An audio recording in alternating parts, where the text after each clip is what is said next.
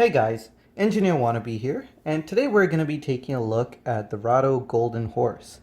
And specifically, we're going to be comparing it to a couple of Grand Seiko pieces. Now, one thing that did strike me as soon as I saw the Golden Horse was how much it reminded me of a few Grand Seiko pieces, and I think that if you're on a budget, you should be taking a look at this model and well, on a budget and really into Grand Seiko, you should be taking a look at this model. But before we get into that, I do want to give a shout out to Bijou. They lent this piece in for review, so huge thank you to Sam at Bijou. Thank you, Sam. I also want to shout out Time to Go Travel and Timepieces.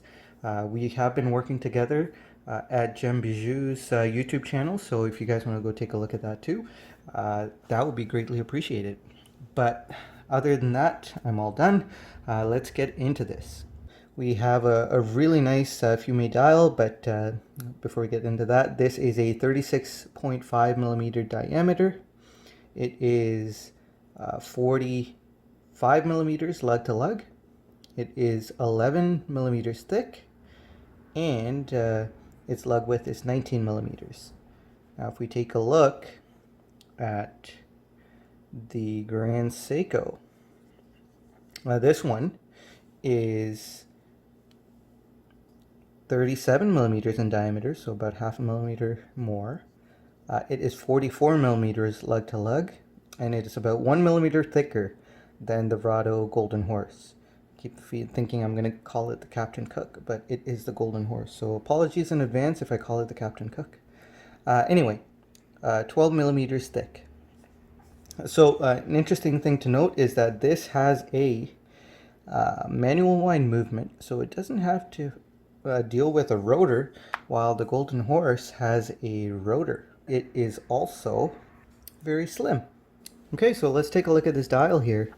This is a beautiful red burgundy fume dial. This, of course, is a limited edition, as is the case with most timepieces nowadays.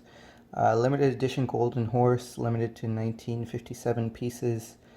This was released, I believe, in 2019, so they are running out. So if you want to get a hold of one, you should sooner rather than later. But then 1957 is quite a few pieces.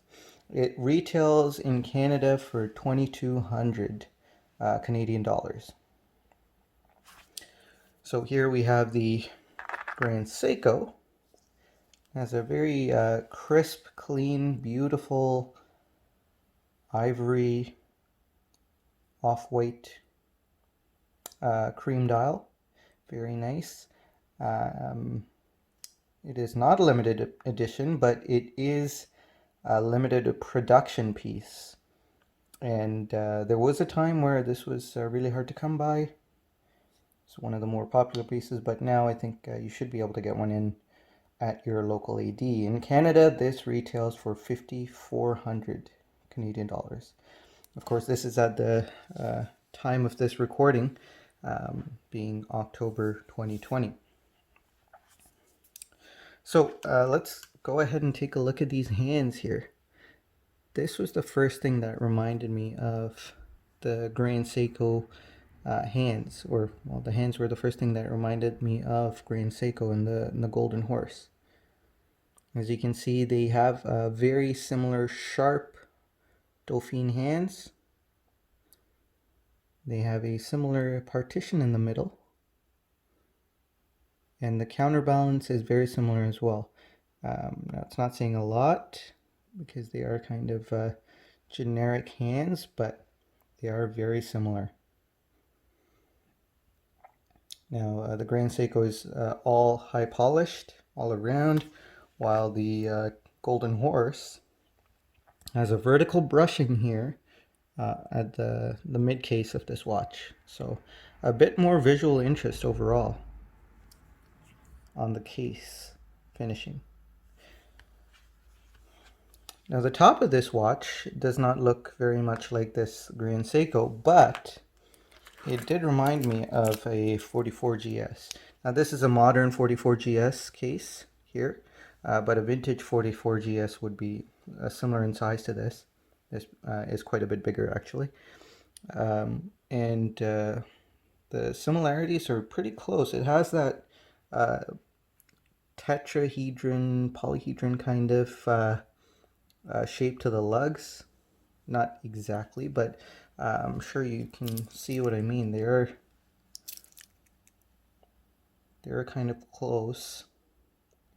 The Golden Horse is a bit more curvaceous, while of course the 44GS has the Grand Seiko grammar of design, so it's very angular, zero distortion, polished surfaces. To me, the Golden Horse was an amalgamation of this elegance case design and the 44GS case design. So I was really impressed that you can get that kind of finishing. The finishing is really good as well. The quality of the polishing is excellent. So I was really impressed that you were able to get, I'd say 90% of the case finishing here in something that is less than half the price, retail price. You can get this discounted if you looked. So less than half the retail price here of this guy, way less than this guy. And so I was really impressed with the value proposition here. So if you are looking into a Grand Seiko, but you don't have the budget quite yet, I think this would be a good option for you to take a look at. You do get an amazing dial. You get amazing case finishing. A really nice box sapphire crystal. The indices are beautifully polished and faceted. Nothing to look at on the case back except for a nice engraving, but you do get most of what you can get here in terms of case finishing and case craftsmanship. When it comes to movement, of course, Grand Seiko runs away with it with this amazing manually wound mechanical caliber. This is the 9S. I always mix this up. 9S 9S64. Here you have an ETA Powermatic 80, which is based on the ETA 2824. So very reliable movement, but again, nothing special. It does have 80 hours of power reserve compared to the Grand Seiko's 72. So anyway, guys, this wasn't meant to be a comprehensive comparison, but I was really struck by the fact that you can get so much for your money with this Rado Golden Horse. So don't pass this up. If you do get an opportunity to take a look at it, you should. Again, thank you very much to Bijou for loaning this in for review. Go ahead and take a look at their YouTube channel. I will be working on a video for them over there as well. Thank you guys for watching. Take care, stay safe out there, and I'll see you in the next video. Bye.